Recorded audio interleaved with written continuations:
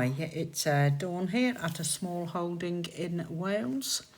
The week kicks off with me grating up some courgettes as I'm trying to keep on top of the glut, and these will all be put into trays and added to the freeze dryer.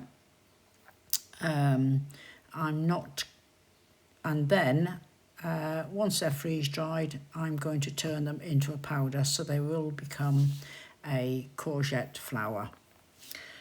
So it's a good way of using up a courgette glut, and with the yellow courgette it's actually quite a pleasant colour as well. The grated courgette I've set in a colander with a weight on top, or there will be a weight on top, to drain out as much as possible. And then it was on to some garlic. I'd managed to pick up 9 cloves of garlic for 9 bulbs of garlic for £1. So I was getting them all peeled, and once they were peeled I popped them into the food processor to blitz them up and added them to the garlic jar, topped it up with a bit of white vinegar, and then I can use them as a lazy garlic. Breakfast was just an omelette with some added kale, some of the dried kale that I had in the pantry, and along with some dried squash powder. So that was all added into the omelette to help beef it out and add some goodness, to make a nice fulfilling breakfast. Omelette was served with some bacon, and then it was time to check through my weekly lists to see what jobs needed to be doing. Right, the bit of ground that we'd cleared and cultivated, and then I sowed some seeds in to get a late crop. So here we are 1 week later, and I got in 5 rows of sunflowers. These sunflowers are just from normal everyday birdseed. Yeah, some have been nibbled, but most are going to survive and come on, and they're starting to get some of their true leaves. And now we're finally getting some warm, drier weather. They're just going to shoot up. So whatever stage they get to, if we get a mild autumn, they will flower. But whatever stage they get to, they're going to become animal feed. They'll be shredded up for animal feed. So, and in this little corner here, can't quite see yet unless I get down close, I put in some late corn, and most of them have germinated. Again, they're just going to shoot up now. So again, these are just going to be for animal feed. So it'll be interesting to see how they come on. I've found everything is sort of about a month behind. The lilies are only just flowering. Usually they're flowered end of June, and it's now coming end of July, and they're just flowering. And a lot of the crops, they're just a month behind. So we shall see what happens with them. I still haven't got that other bit of membrane down yet over there. So, and you see, and usually by now the Jerusalem artichokes, they're in flower, which are a relative of the sunflowers, but they're not in flower yet. They've not even reached their full height. So, let me get over here. So, you can just see there's not even any flower buds there forming yet. But again, this all goes for animal feed. So yeah, so we're about a month behind where we should be growing wise. And let's hope it just sort of all picks up. I don't think you can see it, but I'm just watching a big dragonfly hovering over there. No, I don't think you can see it. Because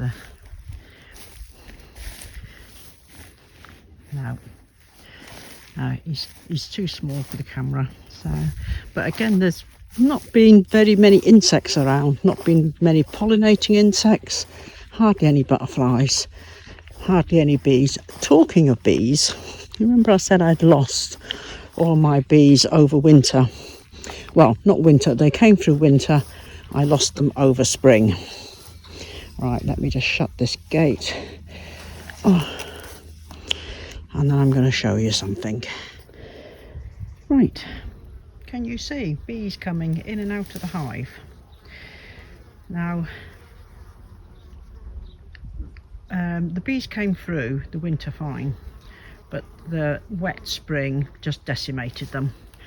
And in fact, me and Martin came down and we checked every single one of the hives. There's 4 hives here in total, and there wasn't a living thing in any of them. Everything was gone. Now I came down here the other week to look at the apple trees and look at the mass of brambles that's growing over there and all the apple trees. Now I was going to start thinning out some of the apples, and I kept seeing the odd honeybee around on plants, and I thought, well, maybe they'd obviously swarmed last year and they were I thought they're sort of in the vicinity. It's quite an overgrown area, this, and there's lots of places they could have swarmed to. But when I came over to check the apples on this tree, I was starting to be bombed a bit by bees, and when I looked, there they were, going in and out of the hive. So they've obviously re-swarmed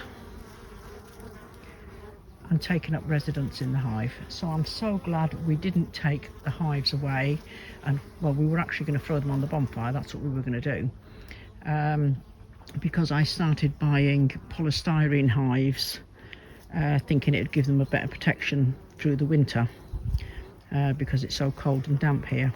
But there we go, I have got 1 hive of bees back. So I haven't opened it up to look yet. I've been waiting for some nice warm sunny days like today, so I might get round to it this afternoon. Starting off the week with some low carb waffles, homemade, with a few berries that have been out and picked and some fresh cream. So there's the waffles on the go. The extras will all be put in the freezer for another day. Now I'm ashamed to say this is my onion bed. And it's just sort of got out of hand, but the onions are ready to pull, so I'm going to start harvesting all the onions, and then I'm going to get all of the weeds out of this bed. So let's just have a look to see how the onions have done under all the weeds. Right, that's the onions all harvested, so not too bad really. Under all the weeds, and there is some really nice size onions there. It's proper size onions. So, but there's quite a few small ones. So these small ones will be used whole in casseroles, etc. And then the bigger ones will be strung up and added to the pantry. So now just to harvest the garlic and shallots. Garlic, I know, hasn't done too well. It's been pretty abysmal, but we've got what we've got, and that's all there is to it. Right, that's the shallots harvested. Not too bad. There were just some cheapy 50p ones I bought. I think there was only 6 shallots or something, but yeah, they've multiplied quite nicely, and yeah, so they're okay. Potato onions, now I've grown these on from the some of the potato onions that I grew last year.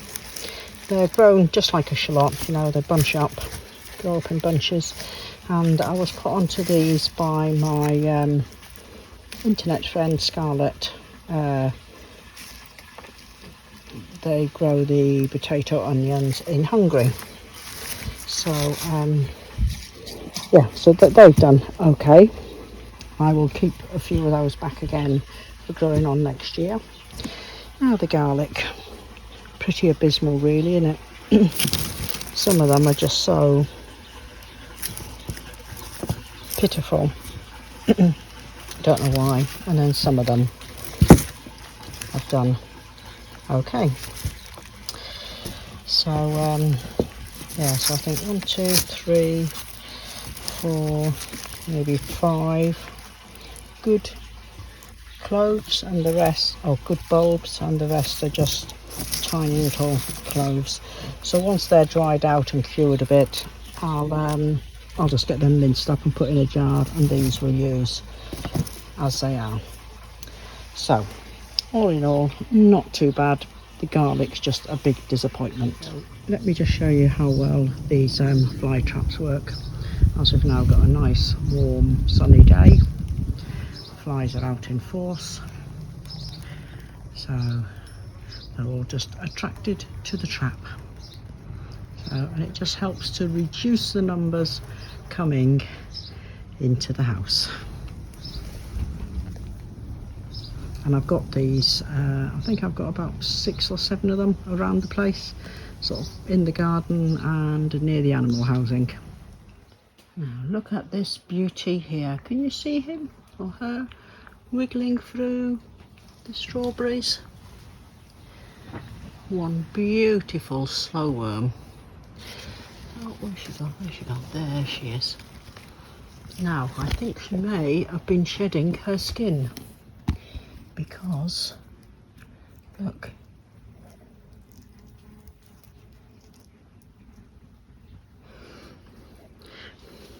so I think, whoops, she may have just shed her skin, and I probably disturbed her a bit when I was whoops, gone out a bit of our focus there, watering the strawberries. So a very, very welcome visitor to the polytunnel.